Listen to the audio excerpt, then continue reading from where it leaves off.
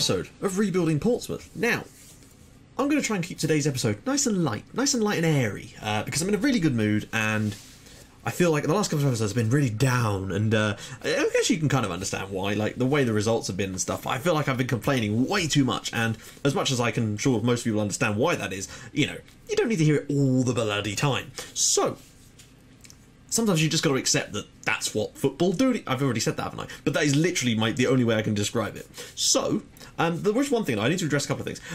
I thought I addressed this in the last video, but I've got another sort of situation with that as well. So basically, I don't normally respond to comments in videos because most of the time it's just easier to comment on the comment, you know, but this was another one of the ones I'm not allowed to respond to or whatever, but I felt that I needed to say this. So basically, someone asked me why it was that I played the same formation against City 3 times last season.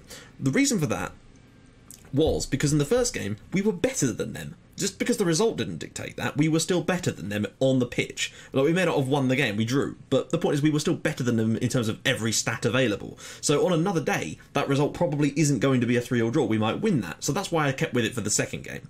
The second game, we weren't quite as good, but we were still at least as good as them, and obviously we lost that game, which, you know, it sucks, but it happens. And therefore, in the third game, I figured, well, we've never had a result against City that wasn't, like...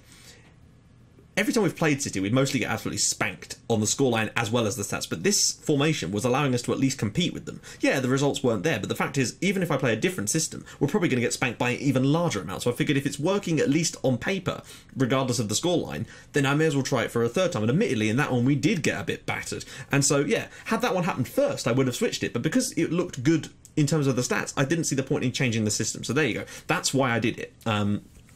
There is method in my madness, would you believe? So, let's get into this month. Now, if you remember in the last episode, I was a little bit down. Even though we got a draw at Stamford Bridge, I still seemed a little bit dour about it. I think it's because I'm used to us playing better than that. And I really have to say, this month, they've given me some performances that make me believe that actually, this could be a season where we do get into the Champions League. My problem is, that might not be enough for the board, and that's what's really going to be sad about this, is if we qualify for the Champions League again, like, say we come third this season, right? They could still turn around and sack me, and that is really irritating. If that was to happen, then that proves that there's something massively wrong with this game, because that is not realistic in any way. You wouldn't expect a team with the third lowest wage budget in the league to be challenging for the title, and then sack the manager because he only came third. It's a stupid dynamic that needs to be fixed if that is what's going to happen. Now, I won't care if that's what... Oh, Fulham have just scored in real life. That's surprising. Sorry about that. I've got Soccer Saturday on the other screen. Right. So, let's get into the actual games that we've played this month, because I'm sure you'll be dying to see what happened in these games, and believe me, I'm dying to show you. So, first game of the month was at home against Spurs, and I genuinely have no idea how this happened. I say I have no idea. We were much, much better than Spurs. That's how it bloody happened. I'm going to take credit when credit's due, and today we were brilliant. Something about Spurs in this game, I consider well Spurs have played against us, generally, apart from, of course, our performance against them in the last game when we played, in the live comic extravaganza when Spurs screwed us over royally. But in today's game, we got our revenge, and we've been doing a bit of revenge dishing out this month. So literally, within the first few seconds, also I forgot to show you the other youth player I'd signed. Not youth player, the other player I'd signed in the last episode, so don't worry, I'm going to do that in a sec. Tercio, I completely forgot about it. I had an interruption with the video, and when I came back I'd forgotten. So there you go, Jed Wallace put us in front after 47 seconds, and I know that not everybody rates him, and I stopped rating him as well, but the fact is, he does just keep coming up with goals. He makes it really, really hard to drop him, if you know what I mean. Like, he just, it's almost frustrating in a way. Look at bad defending there from Robert Gray to allow Divock Origi there in to equalise. And when that happened, I kind of figured, okay, so perhaps today isn't going to go quite as well. But then, literally seconds after that, Lopez Sousa here brings it short. Van Oos drops it off. Great save there. But then Millington on the rebound to score. I think that's only his first goal of the season. Yeah, that was his first goal. So there you go. King Norman Millington made it 2-1 to Pompey there with his first of the season. And that was good to see because we needed to get him off the score sheet. Then we won a penalty, which Marcio dispatched like an absolute boss to make it 3-1 on 53 minutes. And I thought, right, we're in a position to throw this away. Let's not do it. Let's tighten up and do some really good work in this game, basically. That was the plan. I'm not sure why it's gone all slow here. That's really, really strange. Sorry guys, I have no idea what that was about. Then with 8 minutes to go, we just sort of, Spurs were coming at us a little bit, but we were still playing really well. Lovely ball through here, deflected and back it comes. Ivančić out wide, and what a strike that is from Jed Wallace to make it 4-1 with his second goal of the match. He's just, I don't know. I'm thinking he might stay at the club, purely because he could be a good tutor for some of our right wing players, frankly. He's got the experience now, and I think he'd be a good player to maybe bring into the backroom staff in a couple of seasons when he does retire. Well, not in a couple of seasons, but when he does retire, frankly. So I might not be getting rid of him. Plus, he's not on huge money, so I think it might be wise to keep Jed Wallace, just because he can be a useful player for us. Ivancic there, out wide to Wallace. For the last one, Lucarelli, lovely touch there. Dinks it to the back post, and Millington is in there to make it 5-1 to us. Lucarelli did a great job coming off the bench in this game as well, so he and Worley have had some good performances for us this month. Now, you'll notice that I played, I think it was one up front in this game. I can't remember if I did or not. Maybe not. I'm trying to think. No, you're right. No, I did play one up front in this game, and it worked beautifully. We didn't always play that system. I'm trying to sort of use it sparingly, but we are getting better at playing it. So there you have it. 5-1 win over Spurs. I am just going to quickly take a little break here to show you Tercio here, now that we've actually got... I completely forgot to do it. Basically, because I showed you the other guys, that's not the team. that's the team, not the player, Matt. Right, yeah. Tercio, here he is. Scary looking dude, I must admit, but my hope is that he's going to intimidate the crap out of the defences. He's only 17, but I tell you what, dribbling 17 as well, and I'm really looking for passing 17, technique 17 for an advanced playmaker, which is where I really wanted to sign someone. As you know, I think he is going to be, apart from his anticipation, he is going to be a really, really top player to play in that sort of Kieran Griffiths, Musonda role. So I've obviously got Van O's, but this guy, of course, can play as a centre mid as well, and technically he can even play up top for us. So I think this guy's got a decent range of positions, and I'm glad. I just wish I'd paid more attention when we were signing him because he won't be joining us, of course, until next time. But that's fine, because I think by then he'll have played quite a few games for Sao Caetano, and maybe even better. So, you know, he'll be useful because it's basically an extra free signing for next summer. So hopefully we can do well enough this season without him, though. So there you go. That is Tercio. Sorry for not including him. Right, so, right, where were we? Yes, of course. We went then away to Cardiff City, who, as you know, they wronged us. They wronged us last season, and I gotta say, I think we might have got the ultimate revenge on them, in the sense that they weren't really that bad in this game. Look, they had 4 clear-cut chances, and we had 3. So, considering that they did almost the exact same thing to us when they played on our ground last season, we've gone round and just done them. Van O's actually got his first goal for us, which was great to see, on 5 minutes to make it 1-0. And I have to say, like, we were generally quite good, but they did have 4 clear-cut chances. So fair play to them on that one. Van O's again here. It ricochets back and hits Robert Gray. I thought Van O's was about to get his second goal of the game, but there you go. Robert Gray with the goal, and he's had a good start to the season himself, making it 2-0 there on 15 minutes. Now on 32 minutes, the game was pretty much put to bed. Santos again is just, such a player. Van O's whips it round the side here, drops off here. Eventually it's going to come back to Santos, and he just curls it in for 3-0 here to Portsmouth. And we were dominating the early stages. Cardiff really did have a crack at us in the second half of this game, and that's where a lot of their chances came from. And we were lucky to not, to win this game by so much. And then the ball in there from Santos, and Ivancic there getting on the end of it to make it 4-0 to us in the first half. We were so good. We took our chances, and it's nice to see that we can do that. And I feel a little bit sorry for Cardiff, because they did actually play fairly well against us, created 4 good chances. But I don't know, I felt like we were still the better side overall, and we clearly showed that we can. And also, our sort of counter-attacking in today's game was superb. Santos here, watch this for a ball. Out wide, whips it in, comes down, and it's well saved. Oh, okay, apologies. I'm thinking of a goal later in the month, I think. Or did he still... I think he put in a ball like that last season or something. I get my wires crossed. That man can cross like crazy. I think this is actually when Joe Mason scores for Cardiff, just to get them back in around the 60th minute. A little bit disappointed from my point of view. But, I mean, it deflected and in. Keeper's got no chance, so we'll give him that. I think 2 of their clear-cut chances later on actually were one of those sort of double ones, but the fact is, well done my goalkeeper for keeping them out. And ball in here from Santos, and Lopez Sousa there to make it 5-1 on 83 minutes. Back-to-back 5-1 wins. That ain't bad. So that gave us 7 points from our first 3 games. What a start. Then this happened. We went to Hull, and I have to say I was really, really disappointed in us. It was similar to that Cardiff City game. But, of course, we've just come back off of that kind of result, and I don't know, like, we had the better of it with clear cuts and hard. To be fair, their only chance of the game that was a clear cut chance was a penalty, from what I remember. Or was it? Actually, I can't remember. Oh yeah, it was this. Sorry. Of course, it was this horrible defensive mistake from Dylan Verstraeten.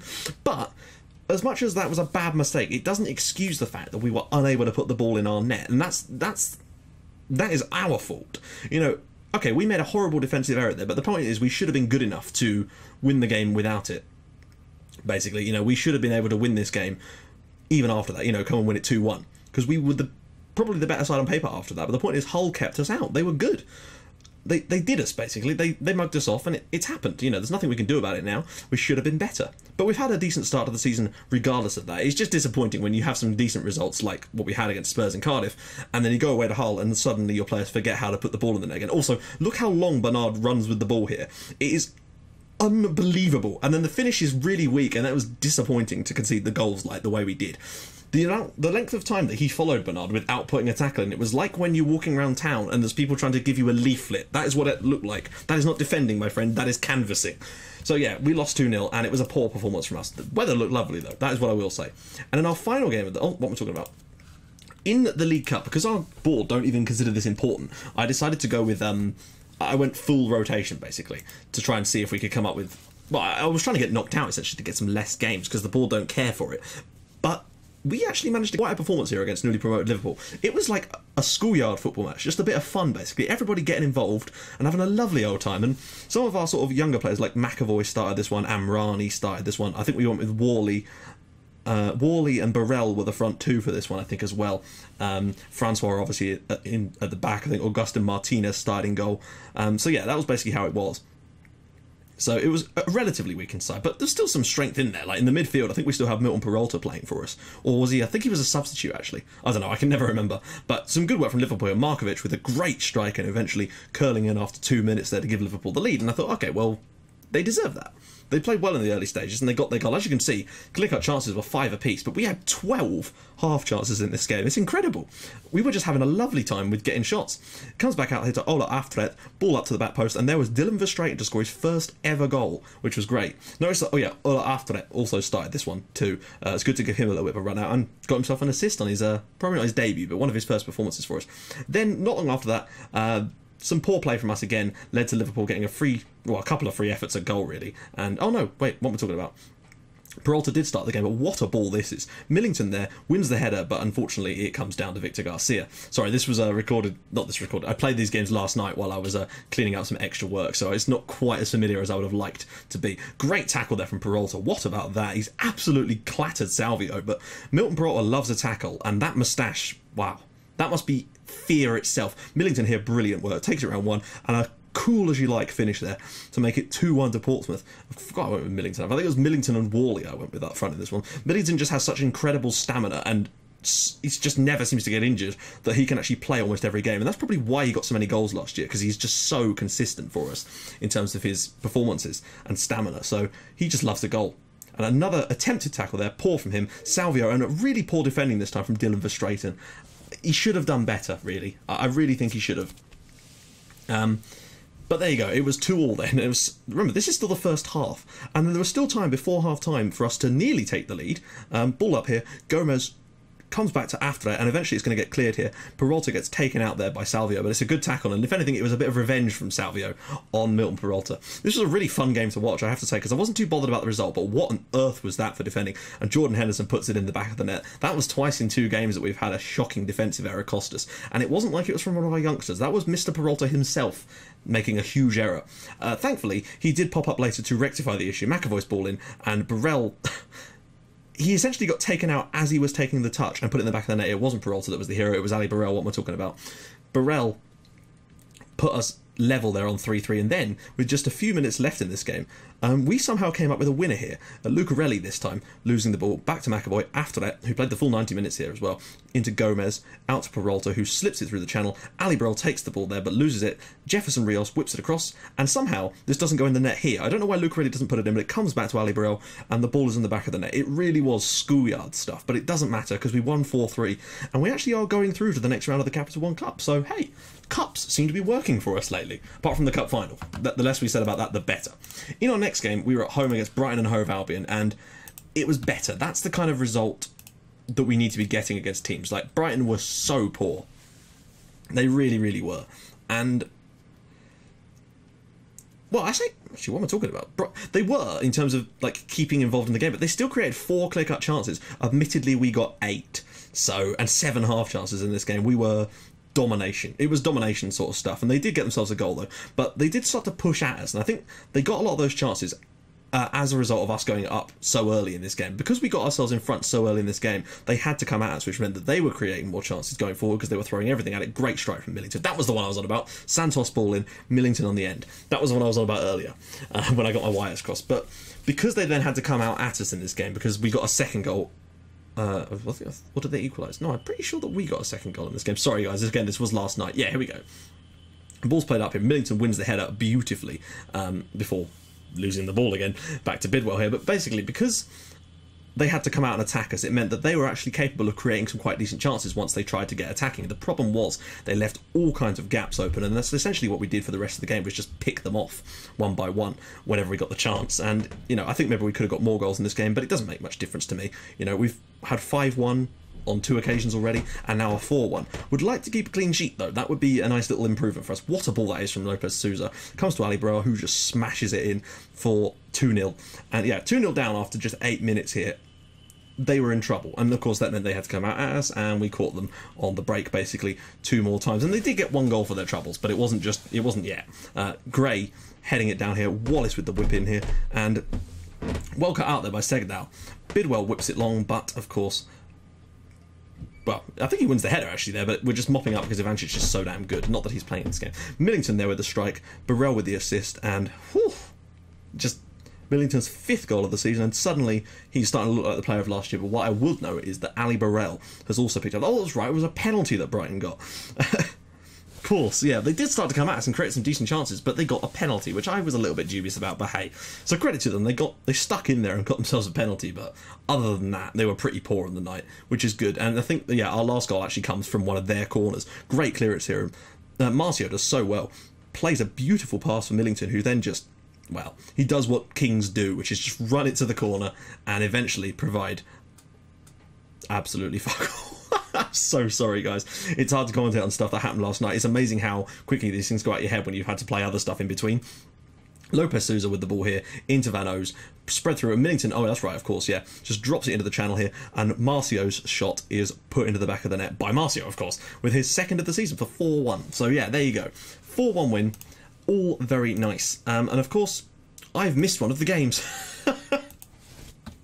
We played against Fenerbahce, of course, as well in that time, and I have to say, like, the problem was in this game is that Saidi Yanko got injured very, very early on in this one, and we were unable to bring on a proper substitution. So Jed Wallace actually had to play as a fullback for 70 minutes here, but Robert Gray still put us in front after just 11 minutes. But I think once we had to take off Yanko, we were kind of in trouble. You know, might notice that Dimitriidis has played a few games for us this month as well. That's because Pierre Peters is not fully match fit yet, so I decided to go with the young Greek player instead. And he's not bad. He's probably about the same level of quality, and he's been with us for a while, so I thought it was about time he got himself a chance. Ball played in here, and eventually pretty poor goalkeeping from Vega to not press that away properly, but in the end it was put in by Mpoku. So there you go, got a point in our first ever Europa League game, and we earned £80,000 for the draw. I don't know what it is for the win, but you can see that it's not quite as much as it is in the Champions League. So that brings us to today. I'm just going to take a little look at the squad. Top goal scorer for us is Norman Millington with 5 goals in 7 matches. Ali Burrell has 3 in 3, which is very good. Assists, Santos has 4 in 6, which is great. Man of the match, Santos has 2. Interceptions, Dylan Verstraeten already has 97 interceptions in his... That lad plays that role so well. Key passes, obviously Santos will be miles clear with 35. Key tackles, I expect Lopez Souza up there with 8. Key aerial challenges. Interestingly, Dylan Verstraeten is the king of aerial challenges. He's so much taller than some of these guys and just dominates in the air. Mistakes-wise, well, yeah, I mean, Tony Ivancic has actually done okay for his mistakes. He seems to be getting even better. So there you go. Let's get into the match. They're playing a 4-4-2. So I'm thinking, yeah, this system might be the one to play against. If it's not the time we played in the away game, they have changed formations, I think. I'm going to do a quick pick here just to move some stuff around. Ivancic will come in. Wallace on the right, because we don't really have a right-sided midfielder. As good as Worley and Lucarelli are, neither of them can actually play midfield on the right. So I might actually look at Lucarelli's training. As you can see, he is completely ineffectual on that right-hand side. I don't know why he's going down either. I think he's just had an injury or something. But I'm going to just quickly take a little look here and start training him to play as a right midfielder, because it could come in handy if we play this system at a later date. You might notice that Van O's now is he's got that position now down. Brusondo has been fit for a little while, although he isn't at the moment because he's been playing reserve games. Van O's, I think, is now pretty much already our first choice player there, so that's great to see as well. Peralta is going to be useful off the bench. Obviously, he played against Liverpool in the Carling Cup, so he's still a little bit knackered from that, I guess. Right, submit the team. Let's go for this. We're at home. It's against Sochaux. They won their first end, so we'll have to see.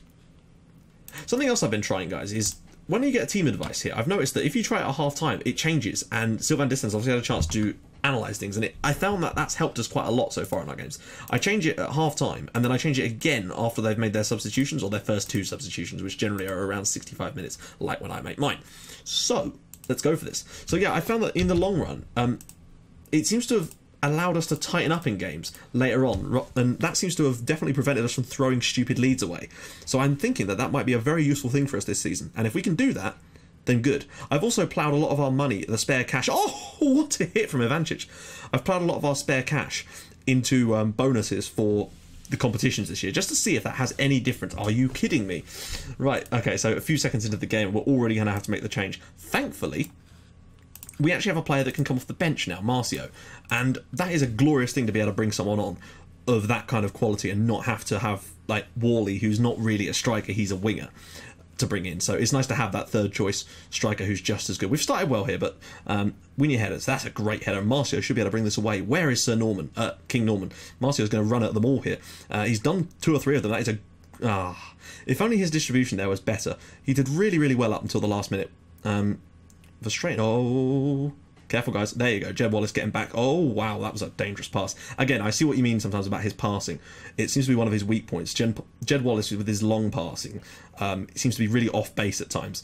But he does do some other things right. And we'll give him credit for that. Marcio into Millington. Can he get it back through for someone? He goes for Santos. Back for Gomez. Oh, a long-range effort there. Wallace on the rebound. And amazingly... I don't know what's happened there, but the point is the ball has not gone in the back of the net, and we probably, well, I say it was a really tight angle, so I can't expect us to have scored from that angle. Great hit from long distance, though, I have to say. I'd like to get a win here in this group. Like, we've played really well so far tonight. They've not had a single chance of any sort, not even a shot in the first, oh, now they have, in the first 40 minutes there, and I think we've been the better side, but we're clearly not creating a lot in terms of, oh, hello, little chance before half-time here, maybe. We've been the better side, and I think we do deserve to be leading this game. So a goal right now would be absolutely crucial, because it means that we'd get to make some changes at half-time, if only just to mark up a few extra players. Millington now with the ball in. Can he find a cross? It's poor.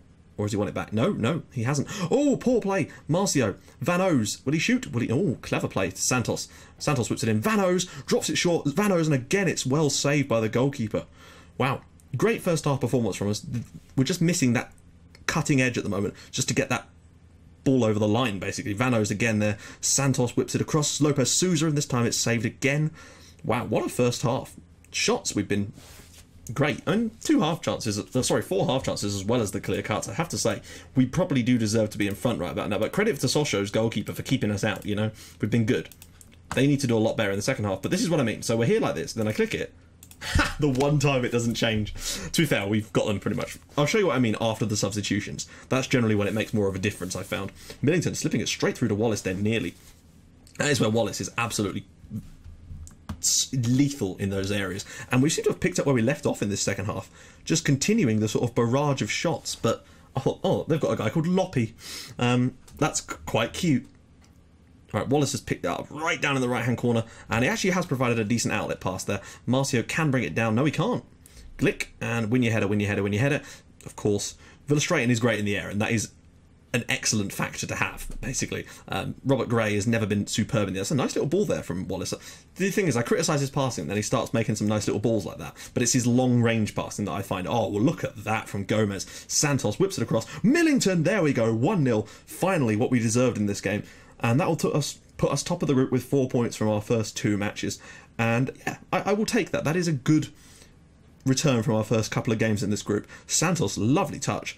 But what a pass out it was there. Millington, I think that's his 6th goal of the season. Great to see him getting on the score sheet here. Right, so first change of the night. Oh no, we've already made a change, haven't we? So we'll wait till 70 to make our first sub. Right, they've made a sub already. probably just going to, that's it, cut that out. Wonderful stuff from Robert Gray. The interception machine. Van O's, Marcio. We're around the corner for Millington. Penalty. Oh, and that should do it for us. And, oh, it's a red card for Isidoro Selfie. Oh no, Sefil. I thought his name was Isidoro Selfie. That would have been glorious. He was pretty much on the penalty spot and he's about to score. So I guess I can't really fault that one. Let's see. Let us see. I can't think who number 10 is that's taken this penalty. Is it Marcio? Marcio he has got like 16 penalties, so I'd like to think that because he's on the pitch, and I did change it, he should in fact be taking this one. But while he's taking 8 years to take it, we're going to just set up our first substitution, our first deliberate substitution, so to speak. Ivancic is on a booking, and I don't want to get him sent off because he's so important. So I know that there are other players that could use coming off, but wow. I mean, I know it was paused, but Jesus, why does it take so long for anything to happen after there's been a red card in games? It's really, really strange. And he's, oh my life, what are you doing, son? Oh my goodness, 16 penalties, ladies and gentlemen. The fruits of our labour there. Right, let's now they've made another sub. Let's see if this makes any changes now. Ah, there you go. See. And that's what I was missing, and I think that's quite a useful feature, and it's going to be coming in handy for us later in the season. Comes out here to Marcio, who he has to make amends for his terrible decision. That's a good pass to Jed Wallace. Don't try a long ball, Jed. We know what would happen if you do. Just run it down there and cross it in. That's all I ask of you from this situation. Whipped in to nobody. Oh, dear. Oh, well, they've not actually got anyone in a forward position so far, so Peralta should just be able to pick that out of the air, play it out to Santos. Santos tries to duck inside, can't do it. Peralta now. Wallace, poor first touch, but does well on the second one. Marcio, and that is 2-0. Wallace will take the assist. Portsmouth 2, Sochaux 0, and frankly, when you look at the stats on this game, there is no way in hell that they deserved anything out of it. Look at that. They've had one shot in the entire match. A bit of a poor first touch there from Wallace, but nice little dinked ball through to Marcio, who I think that's him redeeming himself after that shocker of a penalty, so I'll let him off this time. One last sub here. Wow, Jed Wallace is absolutely fuck-knuckled. I don't know where that even came from. That is not even a word. But there you go. We're going to get him off here. I'm going to bring Worley on. I know he can't play there properly, but... Oh, shit. Wrong button. But we need to get Jed Wallace off because he's looking knackered, and the last thing I need is a long-term injury from him. So that should just round out the game. I wouldn't want to see us concede a goal in this one. So there you go. What a performance. I'll tell you what. Oh, and headed over there by Lopez Souza. 34 shots, 19 on target. And where did they get that last shot? Did they shoot from the goal kick or something? But there you go. So that's decent. And we are expected to... I think we're expected to get out of the group stage in the Europa League, and I don't see any trouble with us doing that. I really don't. I think we're going to walk the group stage, frankly, and I want to see how far we can go, really. See if we can win the damn thing. You never know. So, in our next game, in our next episode, I'm probably going to do... What am I going to do? I'm trying to think. It's October 1st now.